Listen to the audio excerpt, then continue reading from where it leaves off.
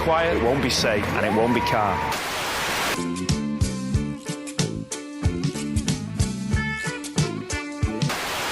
Run up and down lots of corridors! That was the one!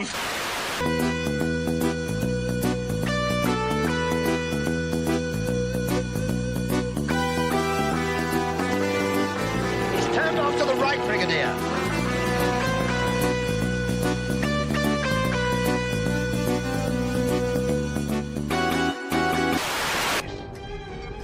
Locking phasers on target. They're locking phasers. Ray shields. Fire! But I tell you what it will be. I'll tell you what it will be. The trip of a lifetime.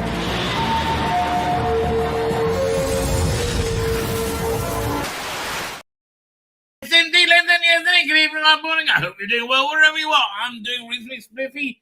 I just had a coffee. I am enjoying my coffee. Oh, let me tell you, ladies and gentlemen, it's very exhausting being a grandparent. I am one of the people who will always talk about being a grandparent. You can kind of lean into that one.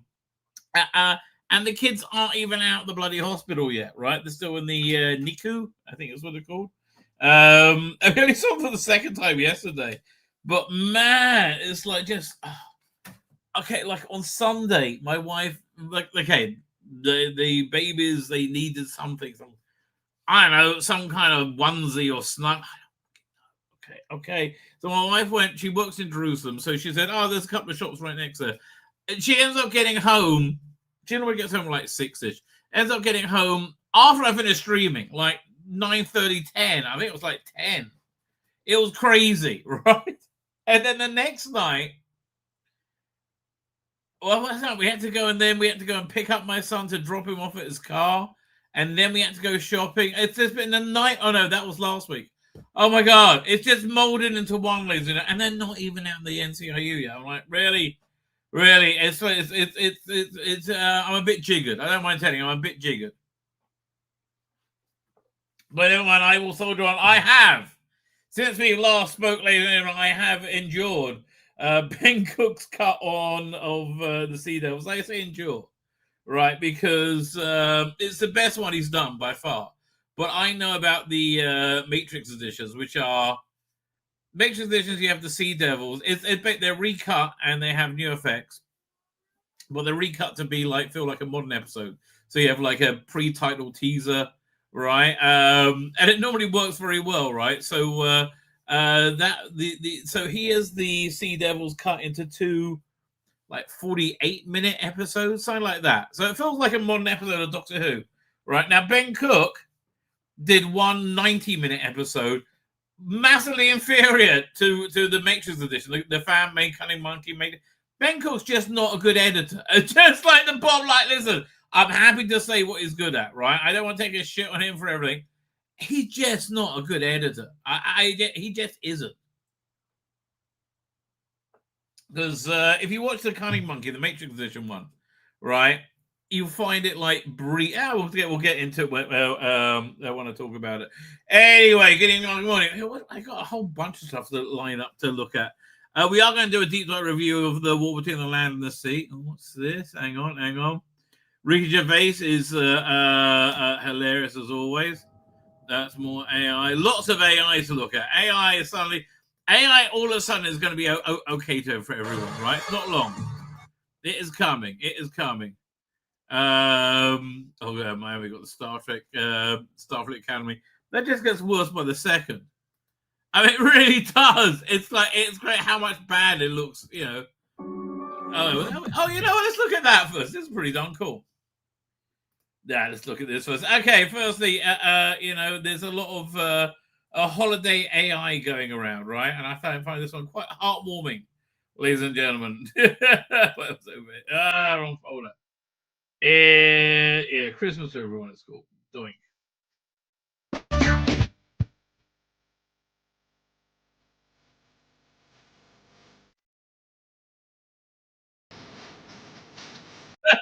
Pulp Fiction. Okay, it takes me a minute. Home Alone. Okay, again, this is this is what AI is for, I guess.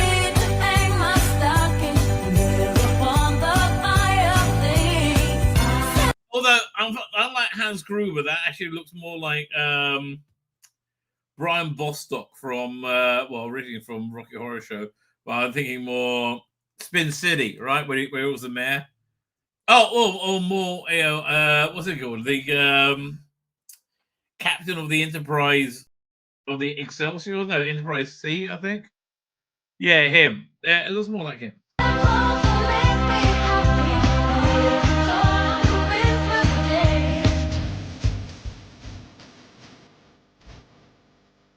And that one works very well.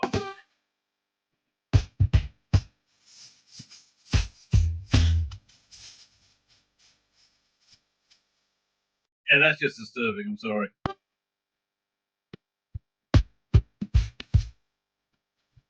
Oh, that's good. Oh, they're mostly dead. One of them's dead now. That's nice. Anyway, if you're wondering what to get as a Christmas gift, I found this the perfect gift for a Doctor Who fan. Right, and we'll look at it in more detail in a second. Is this it?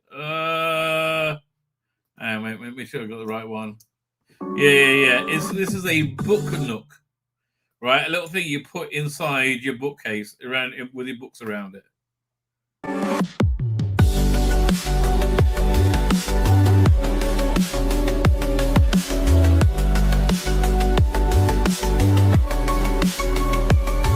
It's very much the Capaldi TARDIS.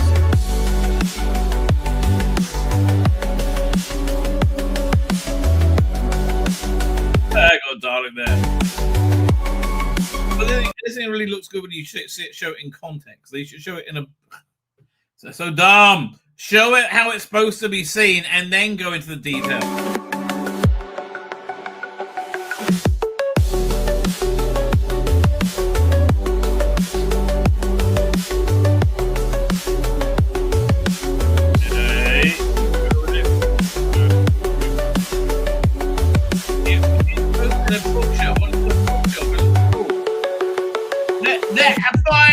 Finally, you see, it's on a bookshelf, and that's really a kind of cool little bit to your bookshelf, isn't it? I mean, I would like to be able to give up the book space, but I like that.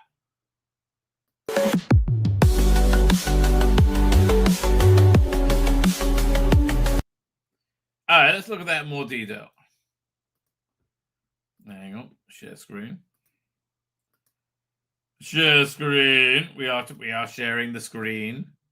It is being shared. There you go. And again, why are they? Why are they showing it not in a bookshelf? Right. I mean, the theme mysterious. I mean, how much does this thing even cost? What's the thing called again? DIY Book Nook Kit. Okay, I'm looking this up. I'm looking at that. One second. We'll go DIY. DIY Book Nook Kit. What's this called again? Mysterious Blue Box. Mysterious Blue Box. Okay, well, how much is it? Anyway, I think I might have found it. I think I might have found it. There you go. Here, let me show. Close. You close. Now I can't find where I was. Oh, I'm over here. Stop screen. Share screen. Write the theme tune. Sing the theme tune. So it's $65. It's kind of cool. Can I? Yeah. Well. Now I want to just look at close-up view. Again, in your bookshelf, that's pretty cool. No, I like that they pick Capaldi's TARDIS. You know, it's only the finest. But like, you should show it in the bookshelf. Wait, what's this one? It's brought together with this one. Let's see what this one is. I'm intrigued. Mad Scientist Book Nook.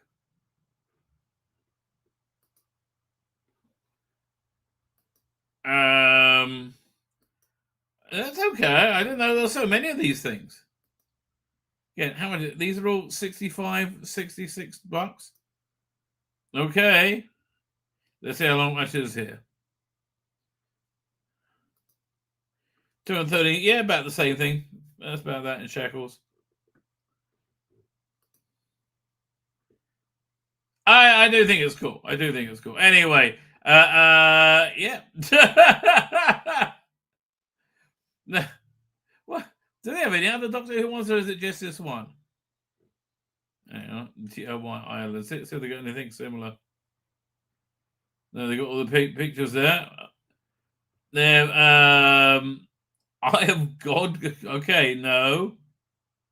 Master House. No. Twin Library. These are very, very elaborate. I mean, these are very elaborate. Is there a category this is in? Disland. Miniature book nooks. I mean, I've never heard of these things before. Let's have a look. I guess we could look at sci-fi space. We'll start with that. Yeah, no. So it's lots of steampunk. Hang on. So let's look at sci-fi and whimsical. We like whimsical. But they're all roughly the same price. Okay, I clicked. There you go. These are all very Harry Pottery. You're a wizard, Harry Potter. So again, you put them you put it actually in a bookshelf, it looks better. Like standing alone, you look like a bit of a twat. I know. I mean, I wish I had a big library. Like, you ever seen the library like George Lucas has? On the Skywalker run? It's crazy. Oh, he has a lot of money later on. He does indeed have a lot of money. Anyway, yeah, so Christmas is coming. I think that's a good gift for everyone. I think everybody could get behind that good gift now. Do you have anything pulled out for before the chat, or should we just go straight into the chat? Because we've got the War Between the Land and Sea to talk about. Which I was very impressed with. I got a bit of a rant about that I'm going to have. Right? Because, like, where's that Russell Davis been all this time? No, like, now he finds the time to, like, pull it out of his ass and actually do something watchable, which it totally was. 100% totally watchable. Enjoyable even, right? I will talk about when I... I pressed the wrong button. I'll talk about it when we get to review. Just whizzing through this timeline, see if there's anything we could see. Luther Arkwright's on sale. Oh, that's an interesting big finish. Fine. Nothing going on. So where are we up? So should we just get to the chat? Let's just get to the chat. Let's go crazy, baby. Oh, might finish early. It's even better. This is the only thing people can do when they go, oh man, I can't wait to finish early. Right? Oh, should we do the Star Trek thing first before the chat? Oh, we really should. We really, really should. So, yeah. Then we'll get to the chat. So, if you don't know, Star Trek's been in this strange place for a long time. Right? I was quite psyched when Discovery started. It wasn't really till the beginning of season 2 when I realized how bad things were. Right? When they had Captain Mansplainer appeared. Right? You expected Spock to turn up. Right? And they're quite a good directorial choice. The guy in the blue in the blue shirt dreams in, and he doesn't has a human ear. You're like, what? That's not Spock, and you're all expecting Spock.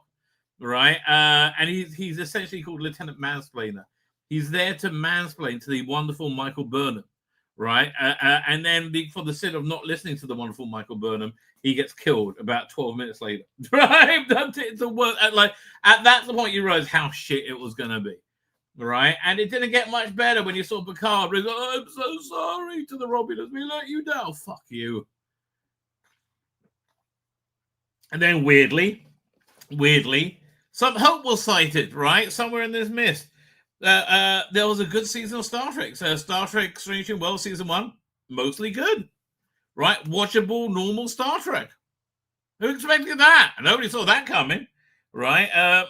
Meanwhile, we had like false hope when the Orville was great for the first couple of seasons, then it was cancelled and moved to Hulu, and it was like woke shit, like long, boring woke shit. It's amazing. We'll talk about this when we get to the war between the land and the sea. Like why does like this is the first time I saw something woke that wasn't shit. Normally it's woke, it's also shit. Anyway, yeah, it had a good season of Strange New Worlds. Didn't see that coming, right? Felt like kind of like Star Trek a lot of the way. I could have gone for it, right? Then we had Picard, which was the best thing I've seen in Star Trek. I had hopes in Star Trek 2. It was fabulous. It's Picard season 3, fabulous. There were good bits in season 2. I mean, I did like seeing Q, right? It seems to be much more. Season 2 was better than season 1, but season 3, fabulous, right? And then season 2 of Strange New World came out, and it was shit, sadly, woke shit, right? Woke shit, and they still kept doing Discovery. I think I stopped watching it by that point, and then. Okay, then the woke dam burst, as it were, like, and people were like, we can't do this anymore. And so the next season of Strange New Worlds was just shit, but it wasn't woke shit, right? It was a very different type of shit. It was just badly put together, right? Badly constructed. And this is the last gasp out of the Kurtzman Star Trek universe, out of the JJ universe. After this, it's all gone.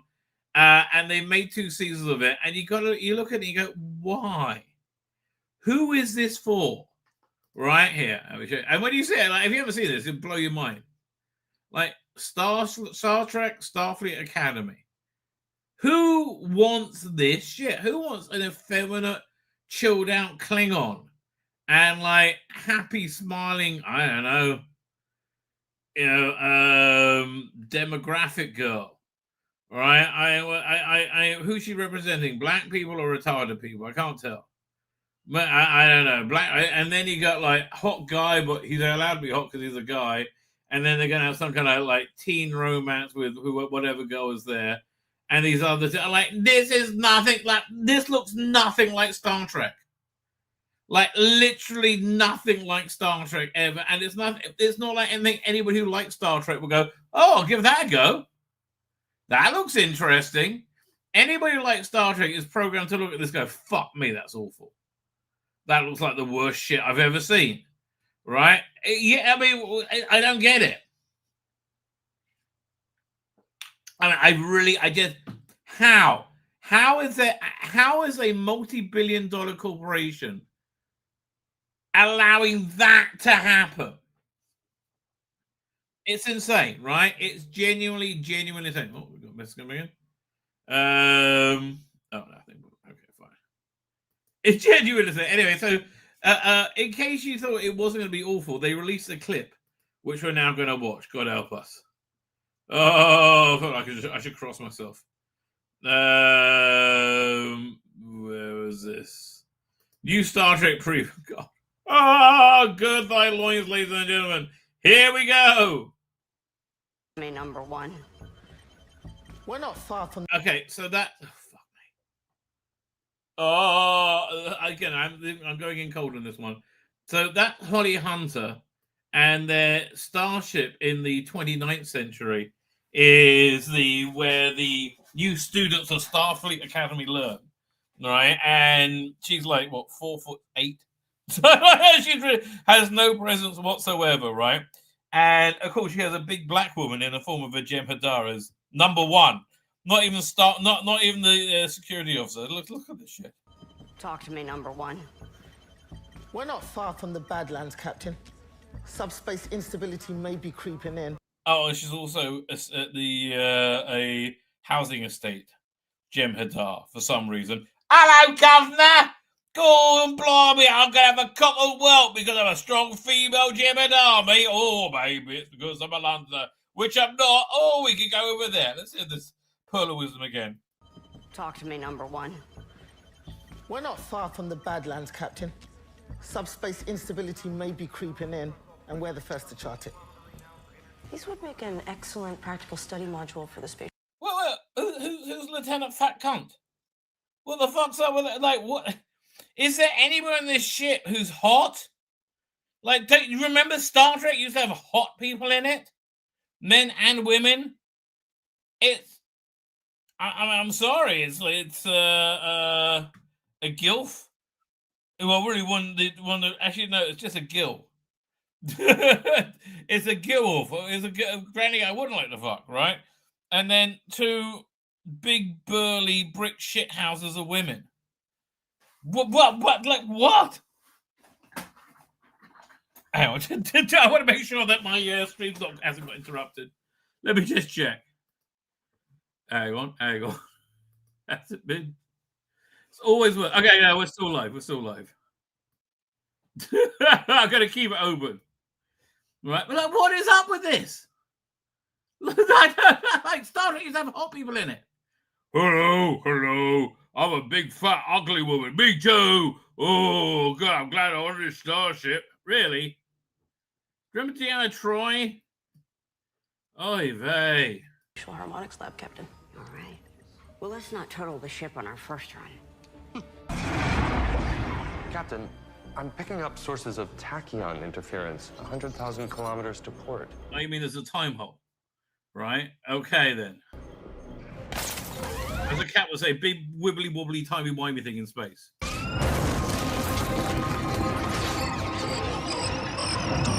So that looks like some kind of bomb. 12 contacts incoming. Retrace your senters. Readily. I mean, like, she's a shit captain as well. Alert. Ray shields. Target those. Why weren't your shields already up? What's wrong with you dumb cunt? Like, why weren't your shields already up? Fucking hell. What? I don't understand. How are you so bloody awful? Contacts and take them out. Get to the kids. Get to the kids. Oh, it's this typical Kurtzman trick. Oh, this go whiz, whoa, bang.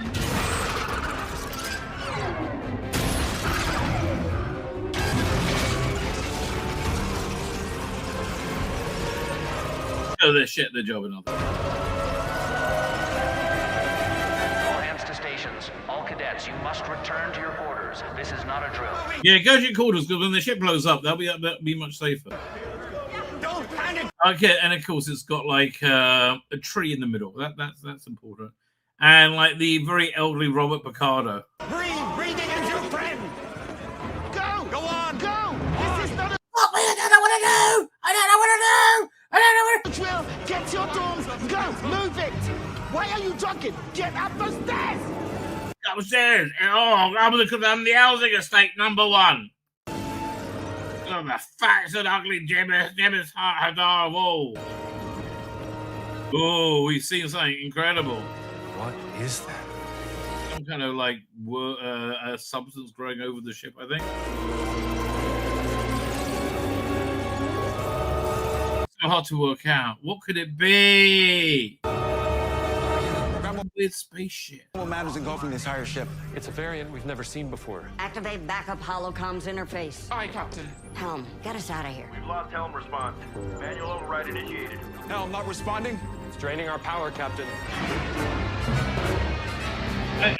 She's literally the shittest captain ever. Is this the not the Breen? The Gorn.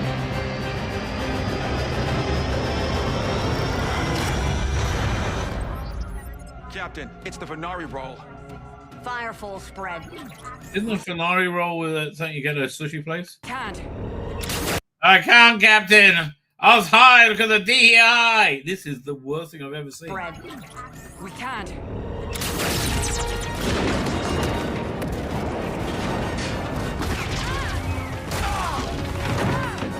This ship deserves to be destroyed.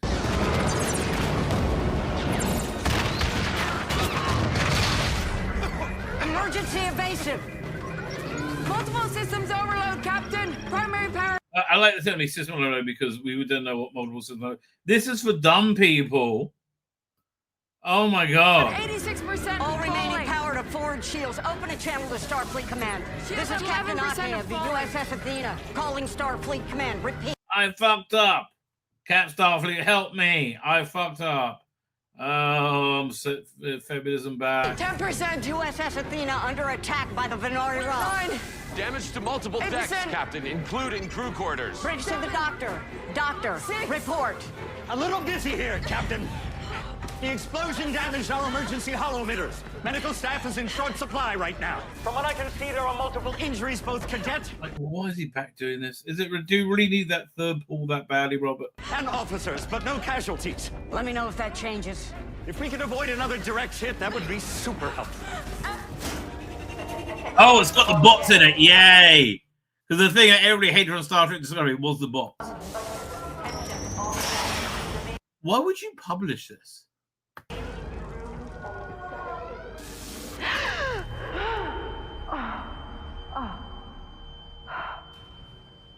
Power These are somebody hot on it. supply is fluctuating ship-wide.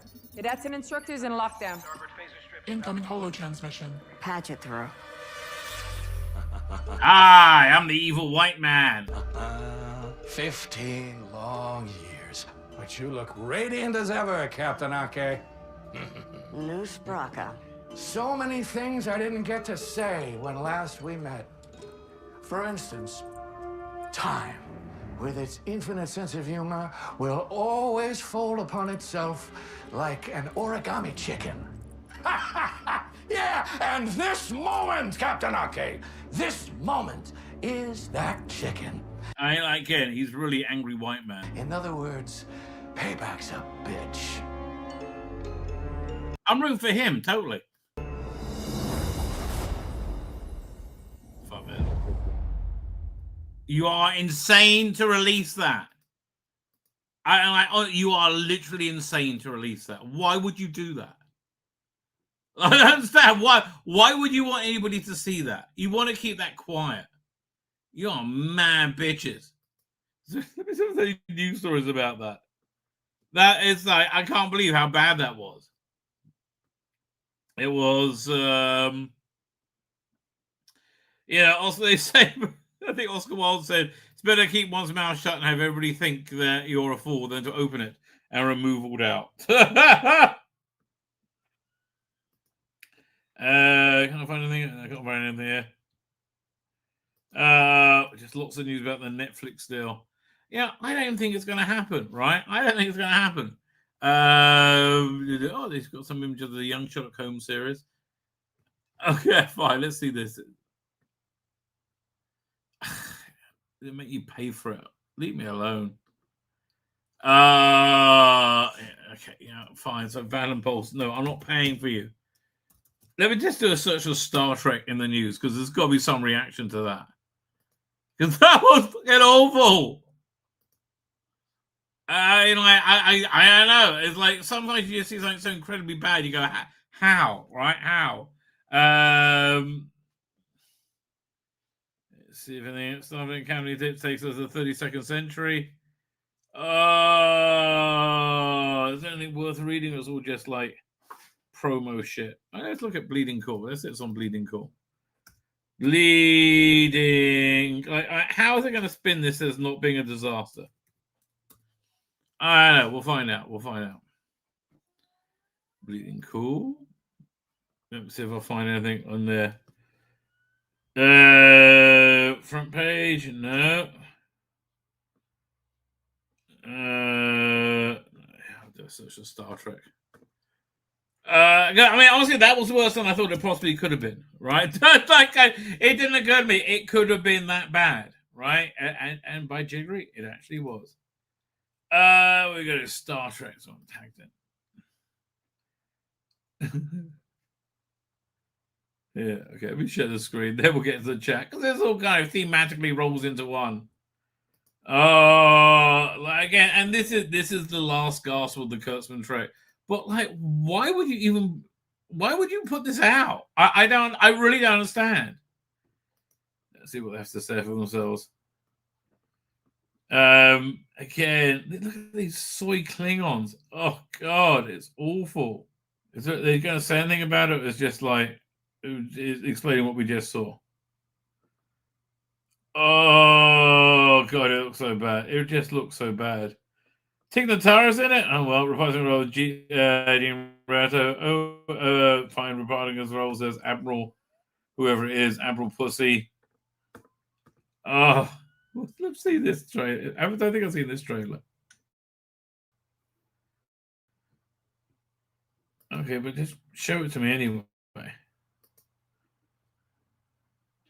Hang on, just thinking about it. Come on, YouTubes. Come on, you can do it. You can do it. I guess not.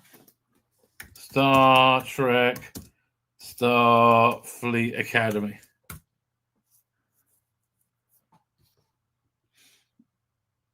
That was the. Is this the one? The first look? Yeah, we'll just go to. We'll go to this. We'll go to the Star Trek page.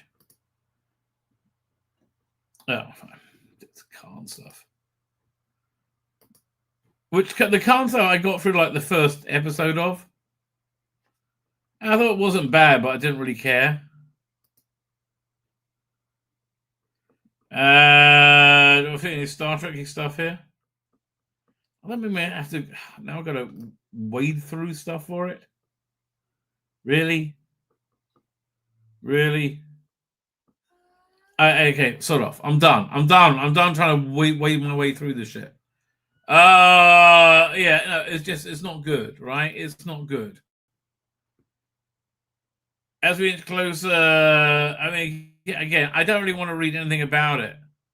It just looks awful, doesn't it? That's really the bottom line. I mean, like, it looks worse than you could possibly freaking imagine. It looks very, very bad. Fine. Let's do the chat instead. I can't. I think we covered that. I think we're good. Right? I think we're good. I got a lot to talk about anyway, so, you know. Where we go? We go over here. Doink.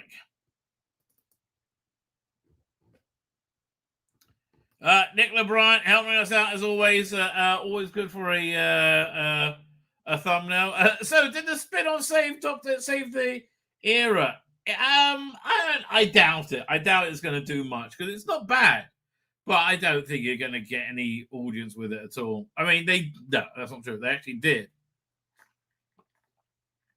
but like it was a tiny audience, but it's one of the biggest ones the BBC got all year, right? Did it save the era? In the minds of the BBC, almost certainly, right? That's what I think. In the minds of anybody normal, no. Right? Absolutely no. Yeah, we're going to talk about the Ben Cook edit, which was not good. I mean, it was better than all his other ones, which have been, you know, I mean, I thought his Pyramids of Mars was the best one, frankly. Yeah. In fact, yeah, and I kind of stole that edit and just took out his excruciating shooty beginning off it, right? And then at that point it became good and gave it like a pre-title thing. I did it like a Matrix edition because I like the Matrix editions. Anyway, Orbit and Lancy, deep dive review. We will do a deep dive review. Maybe we'll do it right after the chat. I don't know. We have a lot to talk about. Anyway, welcome to Green Felicitations. I hope all is well. All indeed is well, my good man, Darren M. Thank you for joining us. Lonnie is here. How you doing, Lonnie? Thank you for joining us. Hell chat, says PD Rich. I agree with Elon. Dissolve the EU. Yes. Ben cock up should just stick to print media. Yeah, I mean, I don't like Ben, mate. Somebody once said you had a dab hand as an editor. That person wasn't your friend. Right, that person was not your friend. You're shit. You really genuinely are. You're shit at this. Right? There's no way of sugarcoating it. You are just shit at this. Right. Adam Rock, that's what I was thinking of. There you go. He was also in Succession. Claws of the Hollow makes a good Christmas list. I guess so. As I say, saw one of the reviews of the war. It sounds as if it's everything we expected. I really wish I would actually subvert my... No! The biggest thing Archie got into subvert your expectation was it was an enjoyable, entertaining romp. Right? I didn't look at my phone. It whizzed through. Right? And yeah... It only ran into the rocks when it incorporated stuff from Doctor Who that we know. But other than that, it was actually very good, right? 110 Canadian dollars apparently for that book nook. There you go. Matthew Pounders there. You do, Matthew Pounders. Thank you for joining us. But how many books does it take a pace of? About 4, 5, it looks of it. Right? I mean, tat, but lovely tat. Says Matthew Powell. Well, you know, if somebody would describe me as that, I would be complimented. Frankly, I actually would. I would be complimented by that. There you go. That's what I'm looking for. It is. Star Trek, no. Says Lonnie, you're absolutely correct. It looks awful, doesn't it? Starfleet Friends on 90210, a bit gayer than that, actually. So P.D. Lynch's One Tree Hill, something or other, I have no idea. David Billing is how you doing, my good sir? Star Trek 5 was an amazing movie. I honestly love that film from start to finish. Your row, your boat finished. Marvelous. I got a fan edit that I really want to get to watch. Maybe I'll do that over Christmas. Star Trek 5 feels the most Christmassy of the Star Trek movies. We're doing a streamer together at some point about Christmas movies in the next couple of weeks, I hope. I guess we'll work out when, right? It will work out when. We will work out when. Jet Madar Transformer. I just what? What is that about? Simpleton Trek, says Matthew Pounder. Absolutely correctly. OG is doing OT. So how bad was the Eki? What was bad about it was that they didn't do this all along. Well, we'll get to it. Don't worry. We'll get to it. So the first 3 so far people we see are unattractive older women. Yes. Yes. I mean, if Holly Hunter is your most fuckable person on screen, you have an ugly cast, right? I hate to tell you. It's not 1987. Did Star Trek 2 gender studies? No, it just read about it on Wikipedia, right? Artificial gravity is obviously set very low, yes, so they can bound around. Why does she sound like she eats bees? Because she's insane. I made a dem so mad last night, says Lottie. She said the phrase ignorant of science, and I popped into the conversation. Are you on the one? Are we talking about the innies or the outies? Those brokers are so badly represented. Peter, you're absolutely correct. They really are. Right. It's absolutely terrible. I don't know what a venereal or a binary role is. I will stay away from both of them, quite frankly. Right? Emergency evasion. Is there any evasion that's not an emergency? No. Once you're on the evasion, you're in emergency territory before you're in evasion territory. I think you're absolutely right there. I will bring that up again. Starfleet, I ate some bees. My first officer was a Jet Madar Transformer, and my XO was a fat lesbian. I need a new command. I think command works better. So the holometers have a hologram movie. Yeah, I forgot. It's so fucking stupid. Oh god, it's so stupid. Bobby D75 is there doing D75. It looks like a bad 19 sequel to Starfleet Trek Academy. What you mean, the video game? It's so bad. It doesn't it look awful. Do BBC even realize the era needs saving? Yes, they do. That's the one thing they do know, right? They just can't work out what's going on with it. Like, I don't understand. We put Doctor Who in it. We had Davros in it. I mean, yeah, he's walking around. She's farting bubbles. Well, you know, everyone's got to let herself go at some time, baby. Everyone's got to let herself go. Peter says, you know, you should have seen the BBC News a few weeks after Tim Davie left. The People's News constantly plugging BBC News websites. Yep, yeah, that sounds about right. I mean, like, BBC is a mess. Oh, I mean, can this Labour government just fall already so Farage can be Prime Minister? I love their like saying in 1953 he said an anti-Semitic joke. I'm like, really? I don't know. Did Kate die? No, sadly not. Sadly not. Fine. Where should we start? Actually, we have a lot of stuff to get to first. Should we start with the deep dive? Where should we go? Yeah, let's start with the deep dive. I think that sounds fair. And then we'll get and then we'll like get to better Doctor Who stuff. Where is it?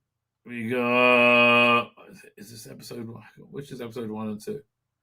There you go. Homo Aqua, which in context isn't bad at all. Weirdly enough, right? Isn't bad at all. Oh, so before we get there, let's talk about the Ben Cook Sea Devils, right here. So let's just move on to the titles here. right? So the Ben Cook Sea Devils was nearly good, right? It was nearly good. Okay, the trouble with it is the same trouble with all of Ben Cook's stuff.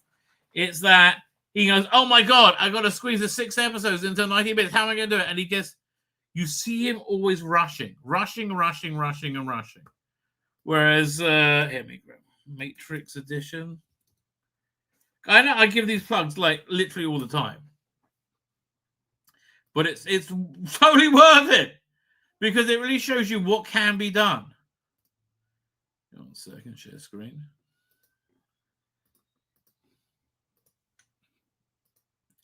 Okay, so these are, you go to matrixeditions.co.uk, available for free right now, right? These are, as I said, re-edited with new effects, and the effects are very subtle, to be honest with you. It's just like the Sea Devil's going to go, bleep, like that. But here's the weird thing. The Ben Cook version is 90 minutes long, and it feels rushed in places, and it's badly edited. It like tells the story poorly. This is edited into 2 episodes, and they're like designed like modern era episodes. So it's got a pre-title sequence, and then it goes into the titles, and then it tells the story. So this is 2 48-minute episodes, I think, or 46-minute episodes, right? So it's 6 to 8 minutes longer than the Ben Cook version. It's so much better, right? It's so much better. It's crazy how much better it is, right? But why? Because this guy can edit and Ben Cook can't. It's that bloody simple, right? It really genuinely works very, very well. So the Ben Cook edit, it's the best thing he's done, right? It's by far the best thing he's done, but given that he's only done shit thus far, that's not really that much of approbation. One nice touch, though, is they don't have the Doctor Who titles at the beginning of the Sea Devils, his edit of it. It's it opens up with a picture of the sea, like much like this, with it says the Sea Devils, right? And it's a very similar opening. I didn't really notice the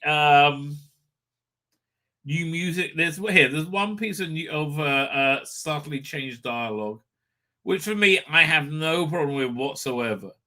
Right, where is it? Here, this one. In hibernation in this space. We have other colonies hidden all around the world. We shall be the victors in the war between the land and the sea. There's no... So it's a very, very subtle change, is it? We will be the victors of the war between the land and the sea. No gay. No gay fish. Okay, genuinely. It was actually a good TV show, right? Okay. This thing that annoys me the most. It was a good, entertaining TV show. Why didn't they do Doctor Who like this? Right? That's what I don't understand. Why didn't they do Doctor Who like this? It was fun. It was serious. It was engaging. It was entertaining, right? In the second episode, it got super woke, but you didn't mind because it was delivered as part of a fun, entertaining narrative, right? Genuinely, it was genuinely good. I went to the second episode excited, right? It was genuinely very, very good. And you don't even have to say it's about Doctor Who. They do mention Doctor Who in it, but again, it gives you somewhat hope for the future of Doctor Who if this is the direction they're going to go into. But it also makes you realize how awful Ncuti Gatwa was as a Doctor, right? Because you can't help ask yourself, if Ncuti Gatwa was pouncing all the way through this, would this be as obnoxious as the rest of the shit, right? And the answer is yes, it would be, right? Now, the biggest problem with this, though, I think the story is, how you doing, Digby? The biggest problem with this, though, is that as soon as it meets current day Doctor Who, right, as soon as Kate Lethbridge-Stewart, Vanessa Redgrave, and Shirley Bingham show up, it's like throwing shit onto a fan. It's like they're awful, right? They're genuinely awful, right? And that's the point where the whole thing falls down, as you'll see here. But again, why weren't they doing this for Doctor Who? I don't understand, right? So it starts off again, and it looks fantastic. The money's been spent on it, right? They kept saying, "Oh, we spent so much money on it." Here you can see the budget, and it does look fantastic. And like, okay, why didn't you open with this, you dumb fucks? Right? Why did you have to have everything be queer? Why could you just done this, which was like a good, engaging adventure, which was nothing about anybody being gay? But still, you got to have a rant about your Greta Thunberg worldview, right? And when it was okay because it was entertaining. So anyway, there's he throws away his plastic bottle. There's a lot of that, right? And they're bringing up fish, and inside there's a weird sea devil-y kind of guy. I'm not going to show a clip because I'll just get zapped, right? Which he promptly gets shot, right? So then we get introduced to the hero of the piece, Barkley, played by Russell Tovey, who's very buff for some reason. So he wakes up, he says, "My job is something's going on, there's an oil spill, I got to take you to your mother's," right? Russell Tovey's great. He's very, very, very identifiable with, right? Well, it works well. He's got a bottle of Homo Aqua. Well, they talk about how silly the name is. That's part of the episode, which is something I quite like, right? And say, "Okay, you've got to go to your mother." And so this unit soldiers there say, "Well, you can't. You have to get a taxi." I'm like, "No, this is just the way it's happening." Anyway, so he's been, and his daughter is like, "What the hell's going on?" He's like, "It's an oil spill, and military have to help." So anyway, drops her off at her mother's, and off they go to the super secret thing. And he's replacing this guy, I can't remember, Jack Trevelyan or someone, right? But like, it turns out on the plane that he doesn't have security rating to see anything, right? He's security rating 10, which is, I guess you have to get security rating 1 or 100 or something like that to go anywhere. And he's like, I have no idea what's going on. See, what happened was, one time this guy, Jack Trevelyan, I'm not even sure that's his name, was away, and he had to substitute for him, which meant answer this phone if ever it rang, and it never rang, right? But then just in the records, he was down as a person who has to substitute for him. So they always got to substitute for him at this time. And it's like this high level stuff. And he's like, I shouldn't be here at all. Right. And again, I find this completely relatable. Right. It's really good.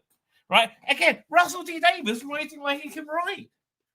It's like, where was this Russell T. Davies? I don't know. Right.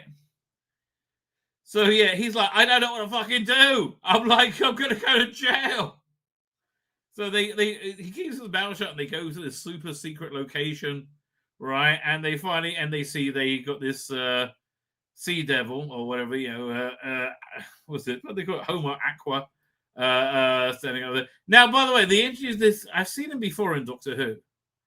This guy, the general, he's really good. Right, if you want to have him lead unit, that would be awesome. Right, then it works really well. Is he actually a good father of? Yes, he is. That's the thing of naturally mixed. Naturally mixed race, non-gender, specific child. She's a girl, right? At least he's divorced, so they aren't committed. Well, no, but they I think they're going to reconcile. Again, this is just Rusty Davies writing with all the bullshit away from him and just writing fun, enjoying himself. Right, and it actually works. Anyway, this guy, whoever he is, Captain Major General, really good, really so much better than Vanessa Redgrave, right? So they see this Homo Aqua, and they have to they're trying to work out what to do, right? So when he sees him, I don't think I have a clip of it. Barkley, this guy's like, because he's a normal civilian. It turns out that part of his role of unit is always have a civilian to document things, right? Who's the Chinese chick, though? Another unit woman, okay? Toby can't play straight. Sorry, he actually does in this. I mean, he's very gay fuckable, but he's giving a good performance. He genuinely is. Why isn't the body not in an actual lab? Well, that's where the fishermen left it, right? They should have cut him down. I know, but... that's what's going on. Anyway, so then they send a message to the Sea Devils with this like hypersonic these speakers in these suitcases. Do you have a clip of it, a picture of it? They open up these suitcases, and it says like this hypersonic burst that they say, "Oh, yeah, we like to meet," and they all go to sleep. Meanwhile, that night you have two people on guard duty, and they notice the floor. This would be fucking awesome, Doctor Who. I have to tell you, this is a really good creepy bit. The ground starts getting soft and watery like quicksand, right?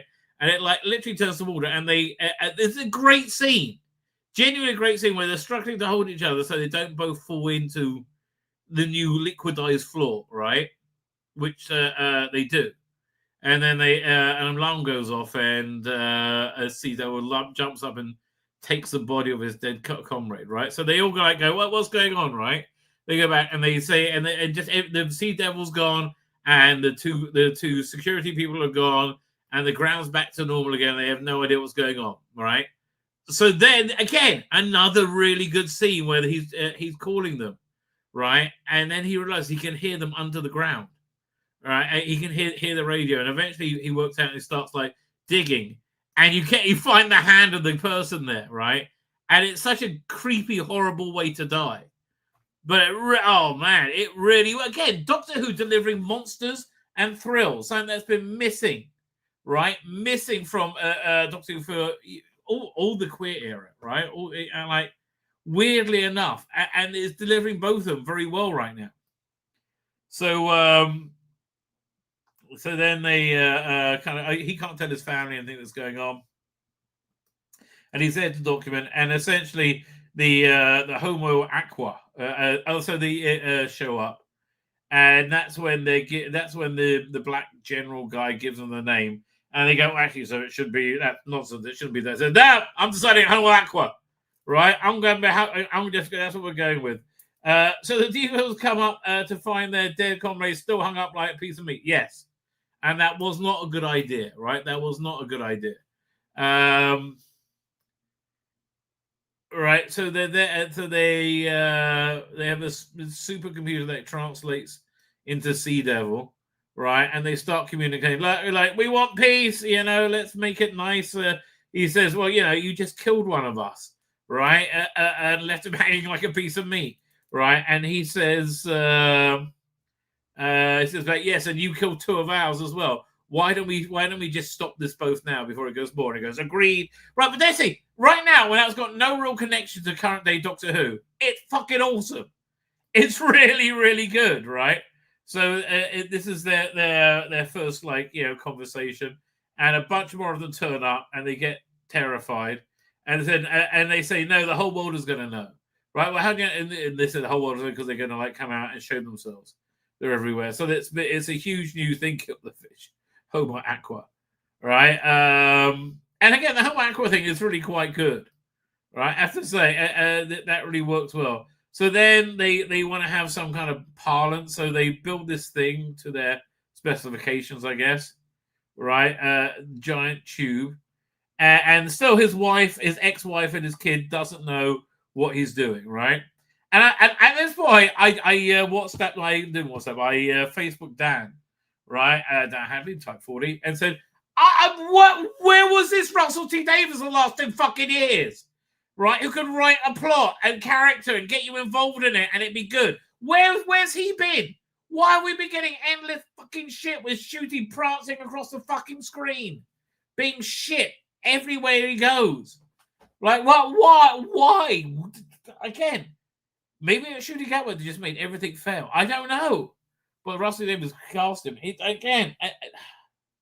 This is really good, well written, hangs together, right? He's a good father. He's not a dick. Everybody likes it. So anyway, so he's part of the team, right? And then again, this is like throwing shit onto a fan. The minute she turns up and the whole unit be like, oh, fuck off, leave me alone. Leave me alone, right? Oh, and she's awful. And there's all these knowing looks with her and Shirley Ann Bingham. Oh, Mrs. Bingham. There again, you're not cute. Nobody likes you. They're writing this as if you had the Buffy the Vampire Slayer gang show up in a like big budget TV show, like a much more broader appeal TV show, and they're all smirking at each other. Nobody likes you, right? Like nobody likes you. What's it? His ex-DEI wife see violet night much. Russell, I don't know what that means, but okay. The waterway loose in the Channel Tunnel, maybe it could be. Anyway, so these are the worst bits of the episode. The established unit bit, right? So they fill up the tube, and again, it's all good stuff, mate. Again, that you don't do this with AI is the money they're spending on these special effects. Next year they could do it for 10%, probably less, more like a 50th of the cost, right? Much quicker, just doing it all with AI, which is the way it's going to go. I mean, I don't know. There's no point fighting it, right? There's no point fighting it. Where's the little dwarf on the Segway? Did he lose him to Sky? I hope he's gone. Oh, Jeffrey Wright, who's awfulness. Look at me. I've worked out. I mean, it's all this smugness of it. I can't stand them. Fine. So they let them in, and there's 4 Homo Aqua and 2 things they've never identified before, and 1 completely new life form. So out they come. And it's all quite good, right? It's all actually pretty darn good. And the airlock opens and out comes there's Colonel Ibrahim. Out comes the Sea Devils, and so we're having it's Salt, right? The one in charge. She's really good in this. Mugu Bagatha Jones, whatever her name is. She's very good, right? And so you got this like great ambassador, right? Who is the ambassador to talk to them.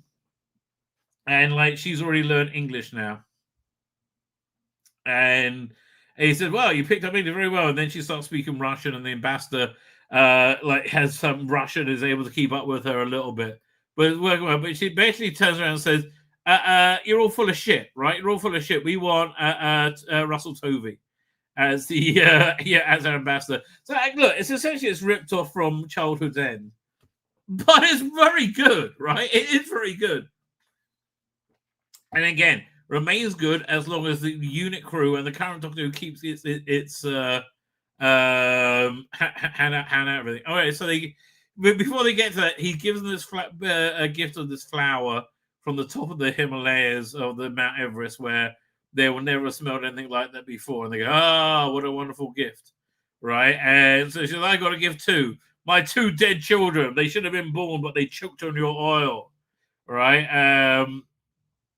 He's like, yes, well, we know pollution's bad. Greta Thunberg's been telling us, right?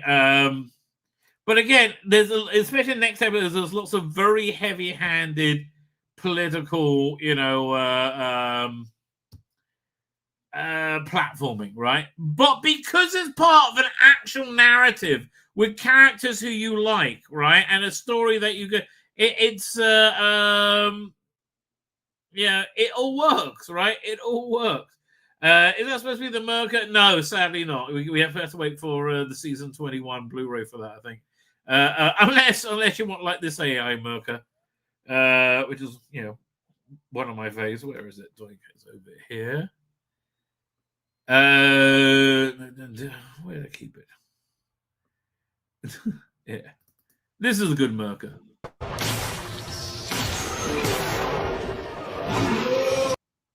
Yeah, that's the kind of revision I can be totally up for. No. Anyway, fine.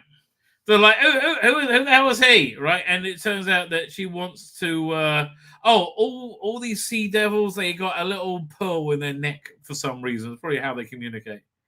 And they chose him because they pull up a video of him crossing himself at the by the one strung up, and they saw he didn't like it. So she said, will you be the representative of Earth? He's like, well, okay then. And honestly, other than Vanessa Redgrave and Shirley Ann Bingham, a thoroughly enjoyable episode of television. right? It really was. I mean, is it enough to save Doctor Who? The queer era? I don't know. Probably not. Like, I can't see it being so good it gets a massive reputation. Everybody wants to watch it over Christmas, which is what Rusty Davis was, right? But it's far, far better than you could. Had they opened with this, we would be in a much different world rather than, Destination Davros or whatever it was. Anyway, so that's episode 1, which I think, generally speaking, if to be fair, can only really be called a success, right? And it definitely was a success. Not so much was it any good? Yes, annoyingly so. Yes, it was good, right? It was annoying because why haven't we been getting Doctor Who like this? Monsters, scares, characters, and nothing gay. There's nothing gay. I believe they chose Barty because they crossed over with Dead Body. But how did they know that? They had video surveillance somehow for sci-fi reasons. It's just telling. I mean, it's very ecologically sound story. It's like this is a Greta Thunberg story. So previously, blah blah blah blah blah. Fine, war between land and sea. And so it starts off. They're all like pissed off with Russell Tovey. Like what? Why are they picking him? And they're like going through his whole life. They arrest his wife and his daughter, right? And they're trying to keep his identity secret. And they meet with and they meet again with Salt quietly and say, "Listen, who's this schmuck? Can we get the original guy?" And she's like, "Nah, nah. I prefer like an everyman." So like, he thinks he's going to be killed, but apparently not. So then says, "Okay, fine. We basically need you." Meanwhile, they examine the dead eggs that didn't hatch because of her daughters. And so you feel like something's going to go on with that, but you don't really know what. Right? So they're now in luxury accommodation, even though they're in prison. Oh, yeah, and now apparently, right, these two have been getting on, Colonel Ibrahim and Kate Lethbridge Stewart. Now, I remember clearly when she appeared in Flux. Right, she said, "Oh, I devote the whole backstory of how I'm gay, right, and I have a daughter." I'm like, what? Right, and now and again, I don't understand how Ibrahim is so like some creatures to this infidel, right? Again, this the daughter was trans or so, yeah, probably that. I mean, like 8-bit Snake Boy 472 said it was very mediocre, to be honest. My personal experience was it zipped by, right, and it genuinely did. Like, it zipped by. I didn't look at my phone, and I was engaged. The only time I was pulled out of it was by the Doctor Who elements, right, which are generally kind of shit. Who is a trans? Are the kids trans? The kids look like a kid to me. Right, and no, but there is a lot of very heavy-handed Greta Thunberg philosophy in it. I mean, that's true, right? Anyway, so now apparently there's corners of the internet all pissed off of this display of overt heterosexuality, right? And I think Vanessa Redgrave said, "Oh, we never knew she wasn't gay." Yes, again, she actually went on record as saying that her backstory was she was gay. Fine. So you have a guy there who brings samples from the Homo Aqua to selling it to some rich evil businessman, and he's a rich evil businessman, being rich and evil, and a business person. Fine. So they go in for the first day of talk. So they say, "Just read the fucking words. We're going to be having do not deviate at all. Read what we tell you, right?" And you get the whole thing filling up again. Again, this black guy is great. I'm just more of him, please. He's really good, right? So it fills up, and out comes Salt again. And yeah, where's this order? Like, so read it, and and they keep shouting at him. Right, but Salt keeps like trying to get him to go off script, right? And then she says, but wait, I need a glass of water first, right? It says a glass of water from the river. So he's like, so they go into military action to get a glass of water from the Thames, right? And they bring it here. And okay, we got your water. And she's like, no, that's not for me. It's for you. We want you to drink it, right? And then Shirley Ann Bingham, because she's so smart, says, oh no, it's got E. coli in and all these different things. You're going to die 100 times over drink it. So he's told to tell her that I'm not able to drink it. And he says, well, why should we then? Right? Pollute it with all your shit. Right? Where are we living under a sea of your shit, human? And so then he goes completely off script and he delivers like the Greta Thunberg talking points. Like, because we're stupid. Oh, we've been trying to reduce emissions and do this and that, but we're just too stupid. Again, you've really got to believe the Greta Thunberg worldview to get, which the Guardian readers who this is made for and by do, right? But again, as this is a little bit in a genuinely entertaining and well acted and well presented presentation, it works. Like, you know, you had tons of politics in Malcolm Hughes originals, right? A lot of times over. Well, because it was like organic to the plot, not shoehorned in, right? It worked, right? It absolutely works. Which is what I would say here. And I think living in the post-woke world, it doesn't even feel that derisive, right? It really doesn't. But anyway, so he goes off script and he goes, because we're stupid. We don't listen to the younger generation who knows better than us. No, they fucking don't. They're morons. They are morons. I mean, they genuinely are absolute cockwombled morons. They don't listen to them in any way, shape, or form. But Russell Davis doesn't really realize this because he doesn't have any kids, so he's not really invested in the future. He's just invested in looking like he's cool, right? That's really it. 5. So it's a good little speech and basically keeps him out of trouble. His secret identity is, they tried to hide his identity, but it got leaked to the press by some French general for some reason, right? Who gets herself back. So you basically get the idea. There are lots of factions like working against each other. Wait, you mean humanity was a real villain all along? Yes, exactly, right? Yeah, so they find out there was French general that leaked the ambassadors' names to the press, and they get sent to like a real trying to get sent to a real genuine safe house.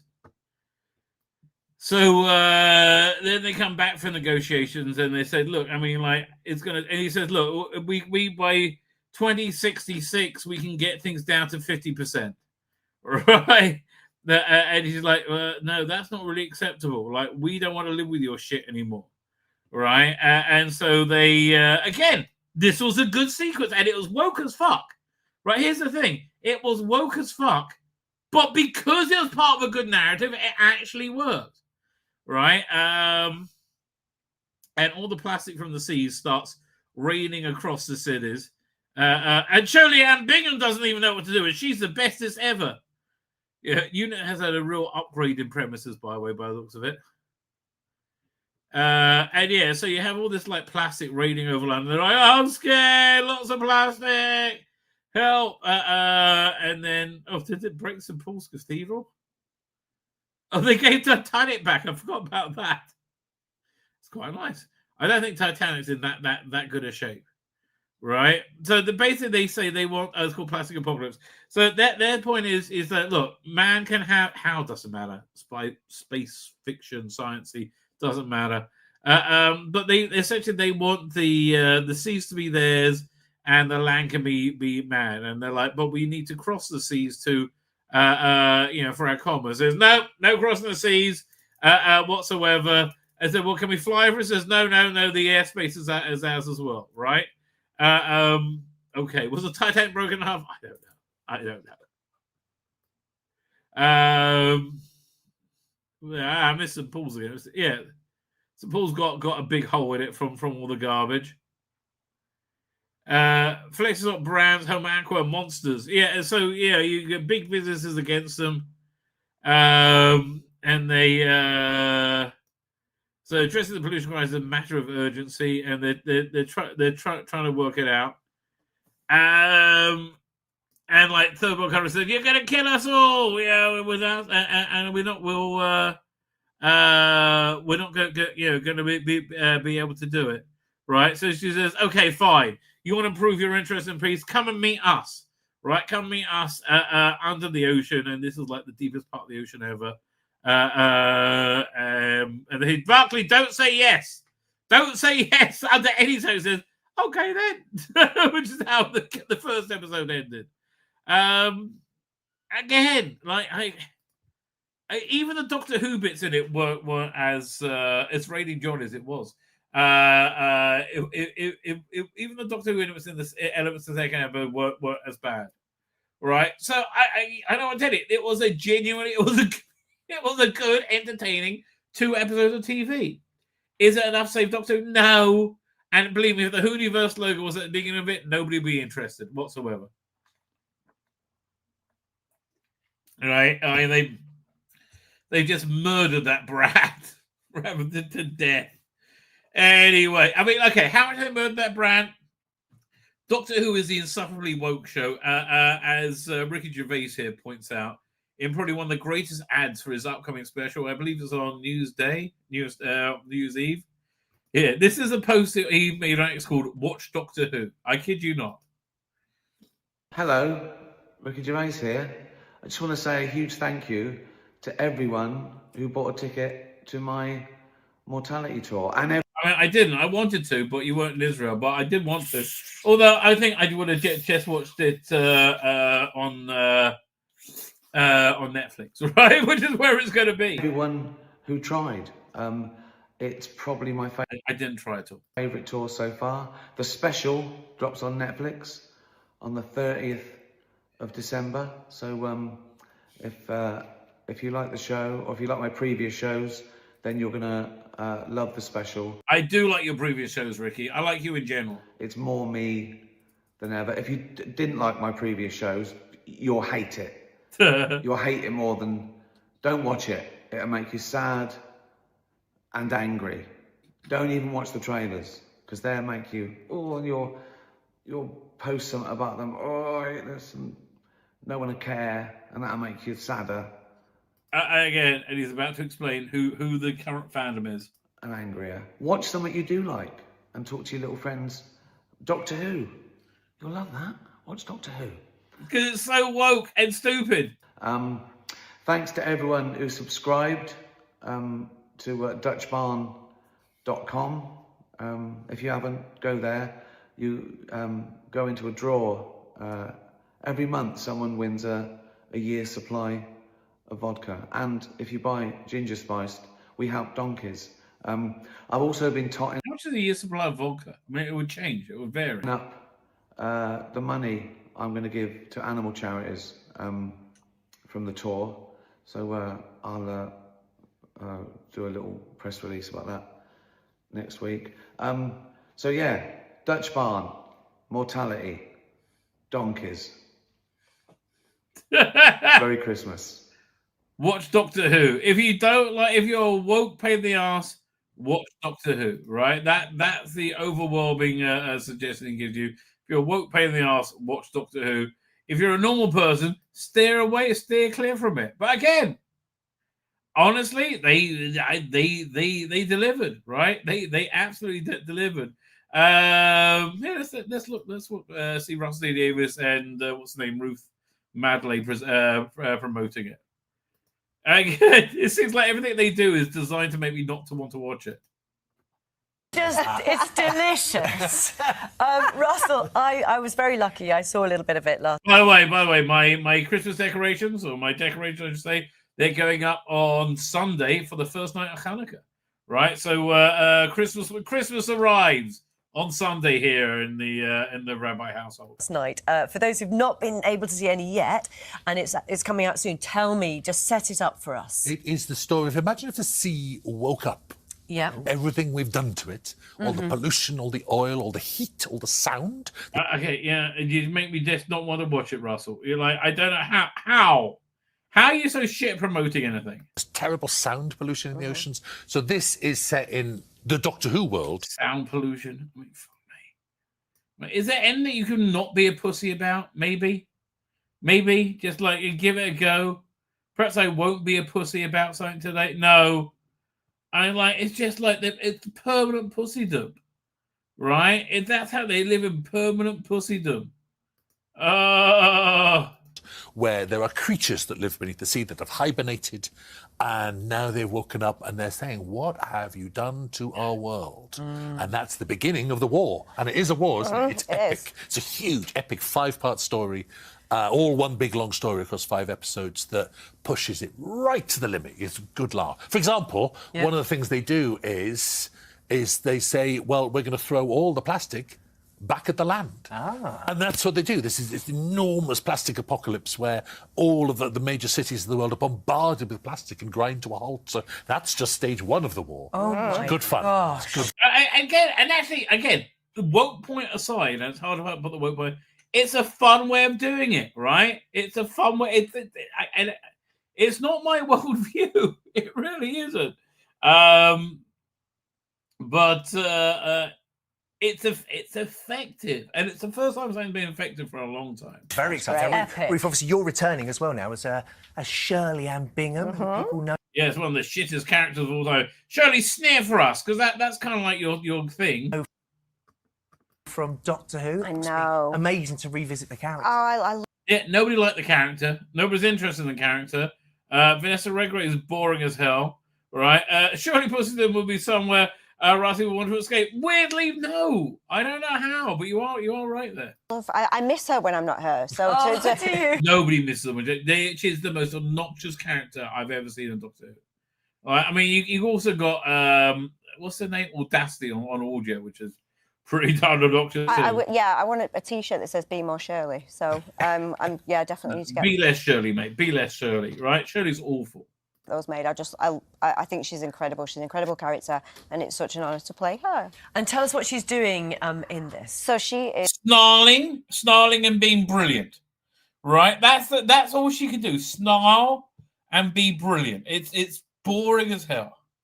It really is. You really bring the show to a stop. Is scientific advisor, is she not? Yes, she is. So she is working with UNIT under Kate Lethbridge-Stewart. Yes. And no, not sexually, obviously.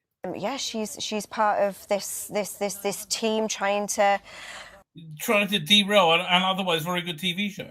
Control this war. That big tank you see on those clips, you built that. I built that, Michael. No, you didn't. No, you didn't.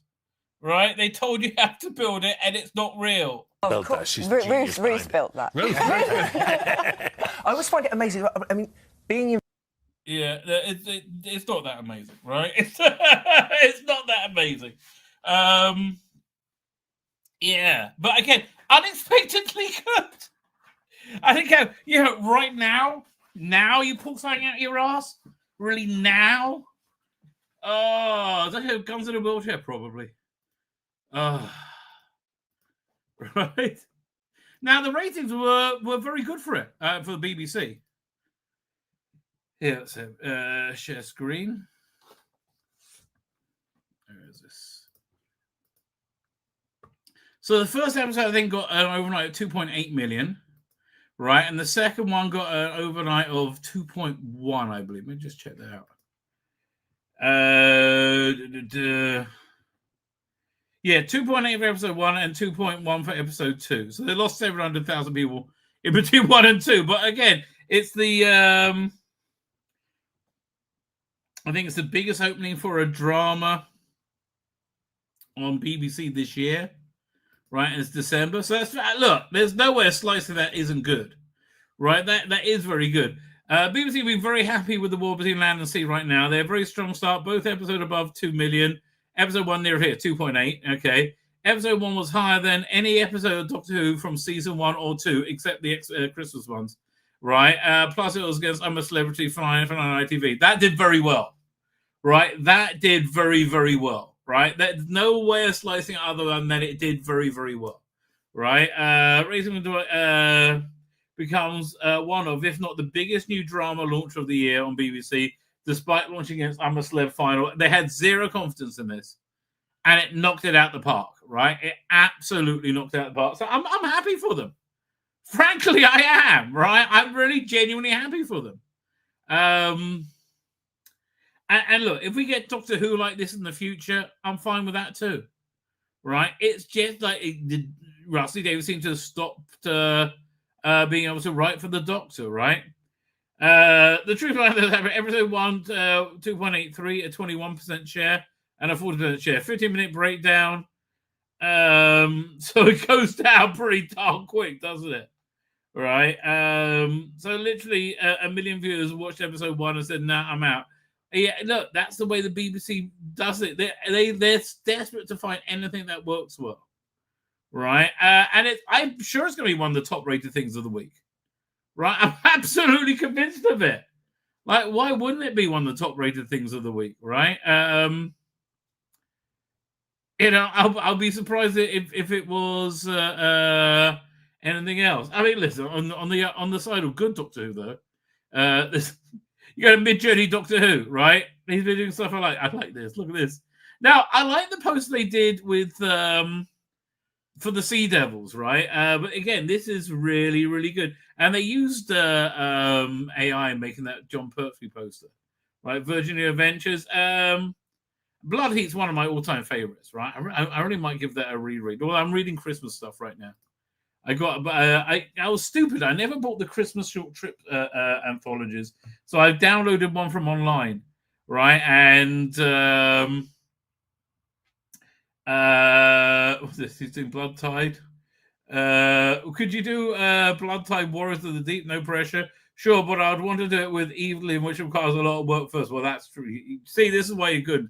Mid-journey Doctor Who, right? But again, this is where the future is right now. The Juggernauts rider pitching in, still up, well worth watching. I watched the whole thing. Let's have a look at this. 1 second. So this is going to disappear fast. I love the still image adaptation of the Juggernauts.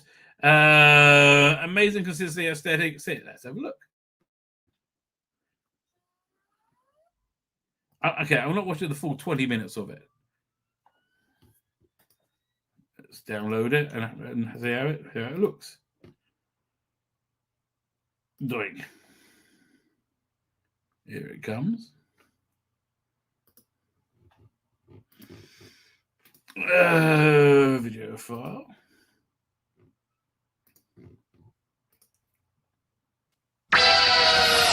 Oh, Blood Tide! No, Blood Tide is not a book. It's a Big Finish audio. The Juggernauts. Hurry, Mel! We don't have much time. Like, I don't know. Why wouldn't you just animate it at this point? I don't understand. What's going on? This ship is under fire, and I sincerely doubt if our attackers are anticipating survivors. But I thought they were delivering medical supplies. Yes, precisely. Yeah, again, you could totally just queue these up and animate them. You basically for I don't know $30, you would have a whole episode, right?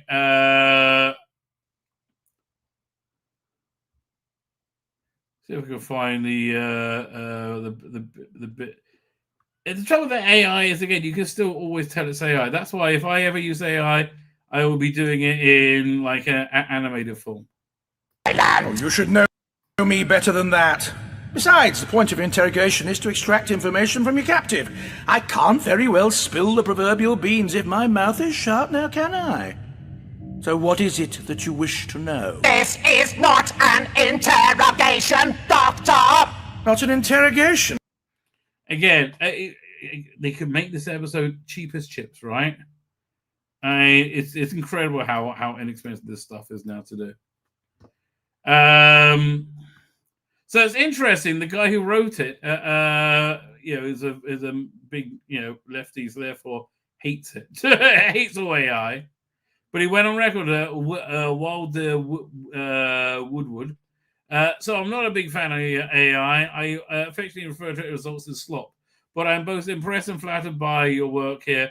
I'm the original writer. If that wasn't clear, yeah, no, it's good work. It is cool, right? Again, it's just a question of getting used to it. This one I love. Oh my god, this is one of my favorite bits in Doctor Who magazine ever. Right, this panel by John Ridgway. Right, I always try to imagine in my mind's eye what would it look like as a if they did it on TV screen. Right, the only thing I don't like about this is that it doesn't feel like 1985 to me. Right, I would like to like how would they have realized this in 1985? And that's how I would like to see it. I don't know how. I have to think about it. But oh man, that just makes me happy. Right? Oh hell, Frobisher. Oh hell, the big talking bird.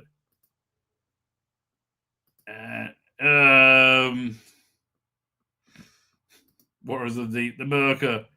Yeah, I think the new effects are going to be very good. This whole sequence of stories have always been Voyager to me.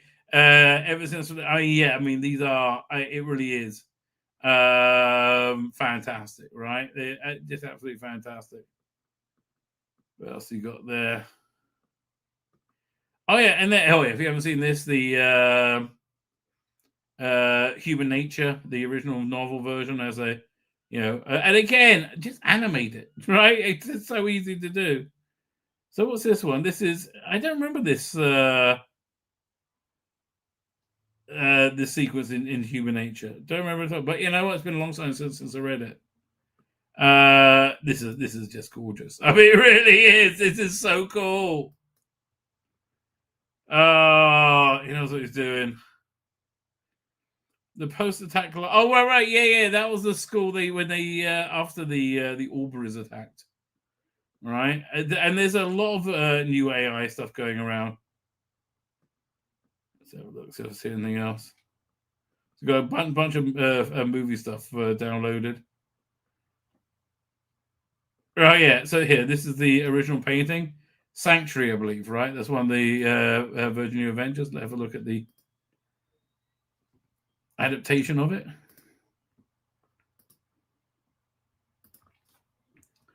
Again, which I find, better than anything else going on Doctor Who. By the way, that Jade TARDIS over there, that's the escape module for the TARDIS. And it's smaller on the inside.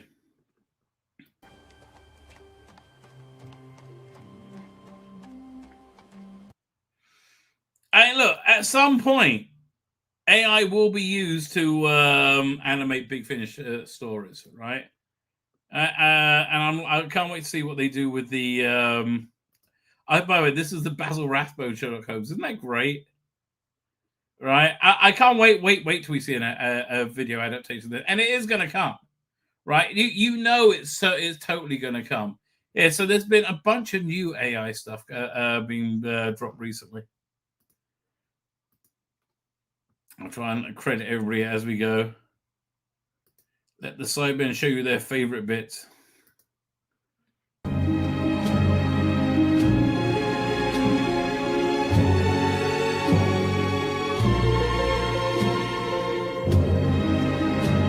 Like, you know what I want to do? I want to add in like an Earthshock Cybermen and like Invasion Cybermen into what's it called again?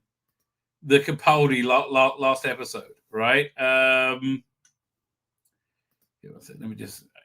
I want to credit all the people, right, who been working on this. It's not all the people. It's one guy's stuff I've been posting. Where is it? Cybermen. This is by George Keynes.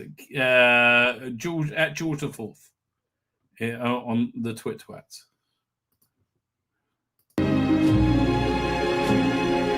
Yeah, it's the only thing I didn't like about the what's it called again? The Dr. Falls.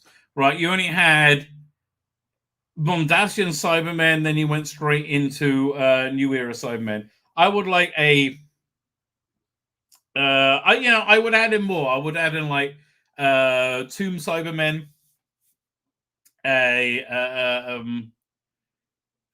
what's the one? What's the one that on Planet Volga? One of those Cybermen, and Earthshock one, right?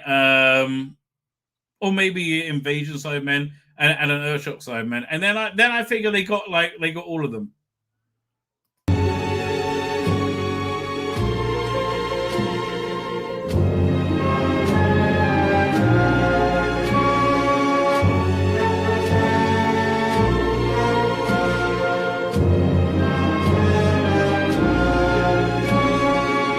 This was forbidden to and not possible to like 6 months ago. Now it's like people are posting them everywhere.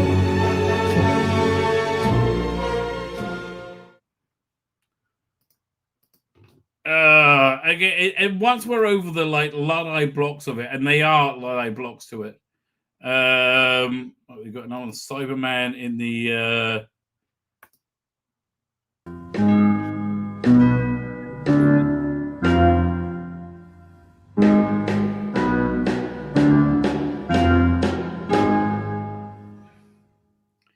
It's a bit too obviously AI for me.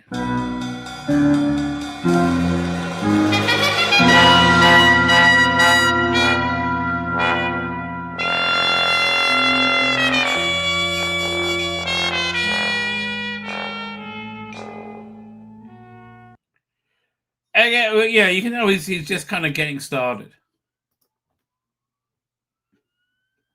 Let's see what's the one looks like.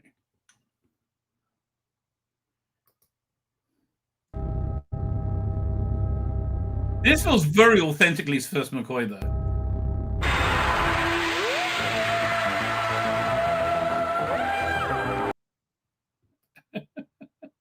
I know these are just fun, but I know. Do the TARDIS thing as a puppet. I think you're right.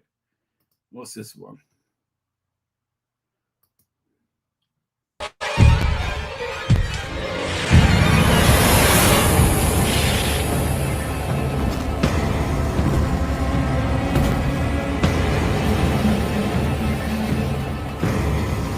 That's very cool. That is very cool. I'm sorry, that is very, very cool. So again, I mean, look, that's where Doctor Who is at right now, right? That's where good Doctor Who is at. When we're up to 4, so it did pretty well. Let's see what they have to say about this Sea Devils reader, and it really was. Again, it was the best one he's done. Genuinely, it's the best one he's done, but it wasn't as good as the fan one, which is way better, right? So what you got to say, the classic re-edit of the Doctor Who condensed version of the Sea Devils, really spanning 6. When you have 6 25-minute episodes, you have 5 endings and 5 beginnings you can trim off. So it's easily 15 minutes right there, just from that. Okay, and you need to save about 45 minutes. Because 90-minute episodes to introduce the new viewers. I mean, there's no connection whatsoever between the Sea Devils and this. There's just none.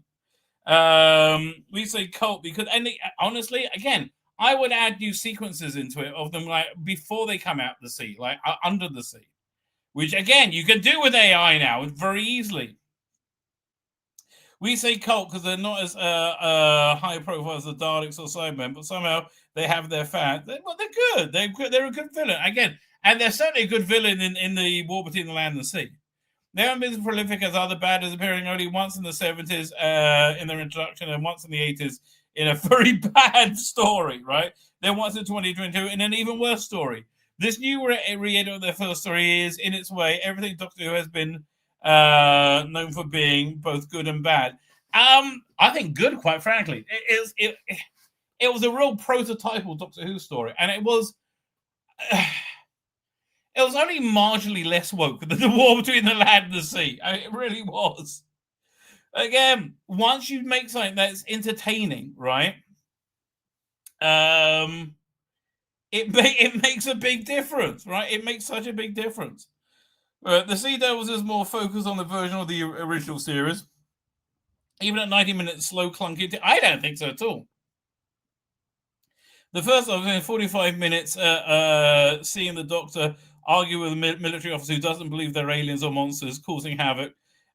He and his companion spend a lot of time running around from the exact location they're either looking for or something. Well, again, that's more down to the Ben Cook edit.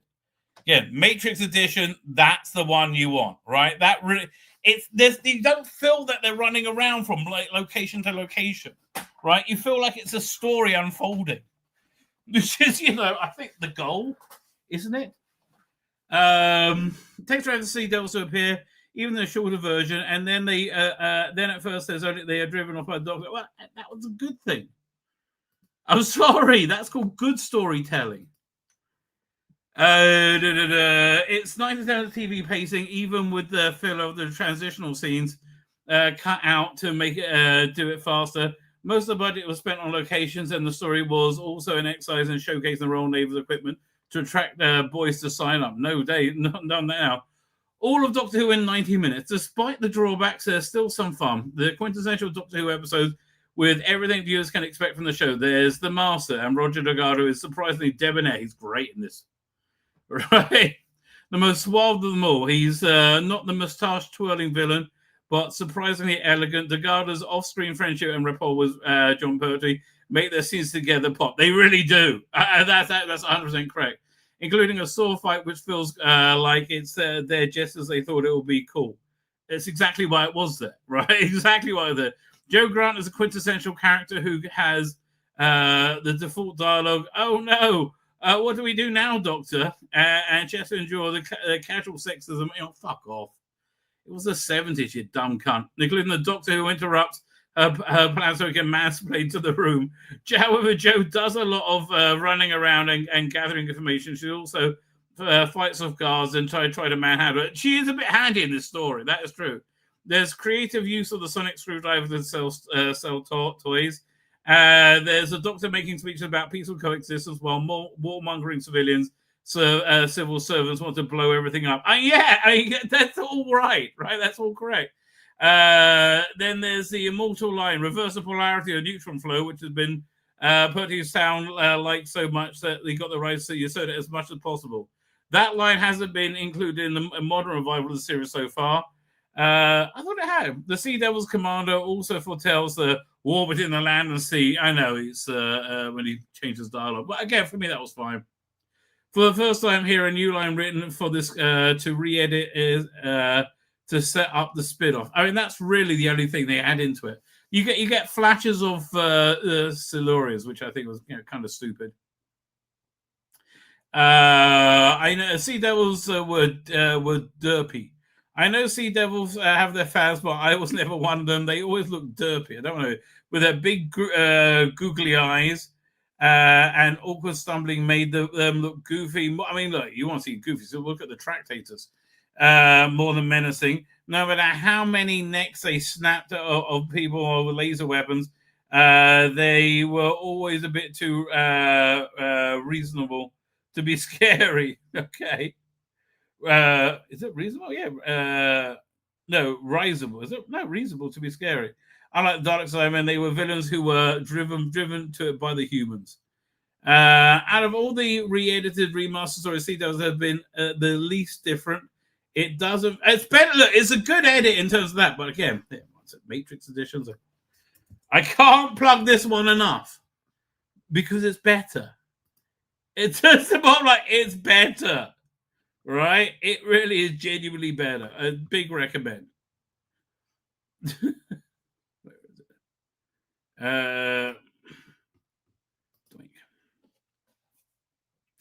For those accustomed modern day pacing, it's mostly shorter. However, here's this out the war between the land and sea, which demonstrates how much storytelling has evolved since the 1970s.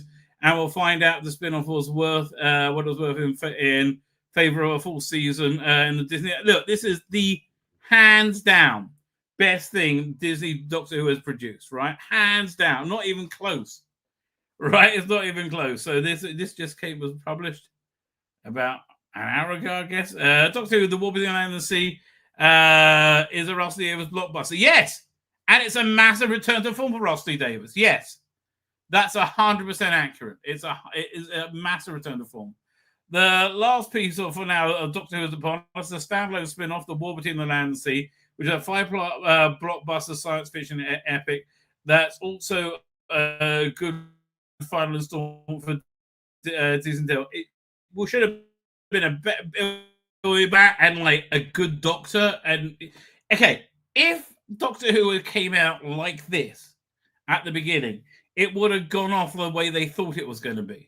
Right? They thought it was going to be the greatest, most successful thing ever.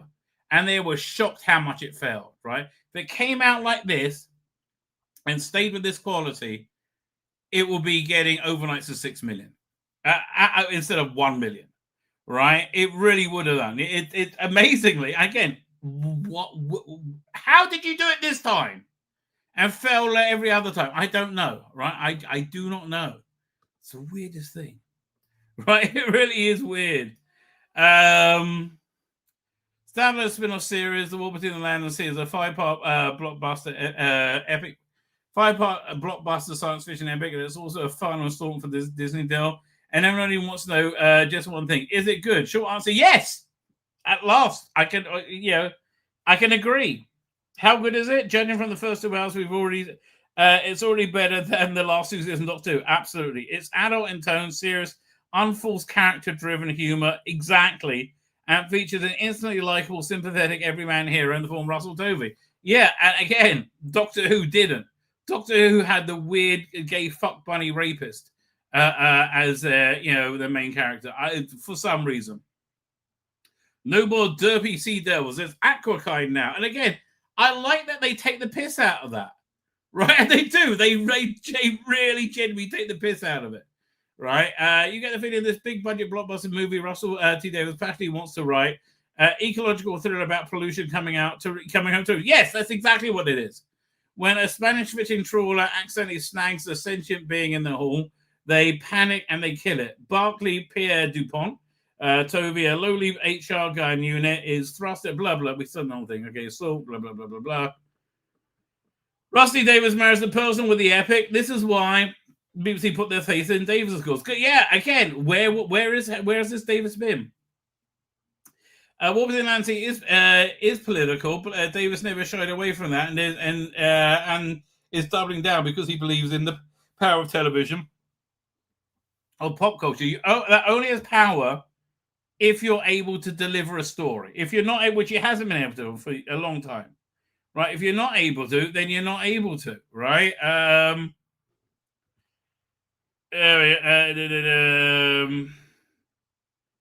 There's many recurring themes here. Russ Tovey plays an ordinary man thrust into the significant historical events and proves his worth. Cynical, self-serving politicians and military war hawks with their own agenda. A sly digger, heteronormatic gender.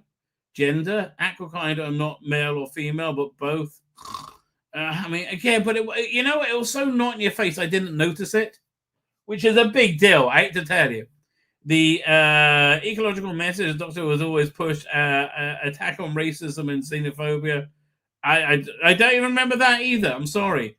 As Doctor has always done, it's a fun dialogue and banter that things David does best. But again, he hasn't done these for years, right? Years. It's reminiscent of the underrated Years and Years. That's so much better than Years and Years. So much better. Years and Years, it was like him freaking out because Donald Trump won the election in 2016. God, what must be thinking now? This just doesn't lapse into whimsical or campy humor as a fallback, unlike Doctor Who. Exactly. It's because it's got a story to tell, right? It doesn't try to herd like Torchwood sometimes did, which it did. And it has the seriousness of Torchwood, Children of Earth, which was the best Torchwood. It's a serious and so far well thought out science fiction saga utilizing Disney budget to the last cent, vast epic locations, sweeping camera work, and serious intent. It hits a possible future direction. It hits a possible future direction for Doctor Who that fans will probably like 100%. That's 100% right. You don't need to watch any of Doctor Who at all, especially not the recent one. Let alone the previous Sea Devil stories, to get into War Between Land and Sea. It's probably better if you don't, right? Judging from the first 2 episodes, it's already one of the best science fiction series of the year. I agree, right? That really is true. I totally agree with that, right? I guess we'll get into more reviews on Thursday, and when the dust has settled a bit. But yeah, no, it was good. I'm sorry, it was good. There's no one saying it wasn't good. Even with the woke, it was good. Yeah, they used the reversible flattery on the 50th anniversary, didn't they? I thought they did. Right? I thought they did. I can't remember. Good woke as a contradiction in terms of matter. We live in strange times. Like I had to tell you, we live in strange times, right? But it was good woke, right? That's how I get it. It was good woke. Stranger things have happened. Fine. With that, ladies, I'm going to wrap up. I'm going to hit the end broadcast button. I'm going to hit it again. I'm going to be back on Thursday for more filth and cyber titillation. I'm going to hit the end broadcast button again and say good night.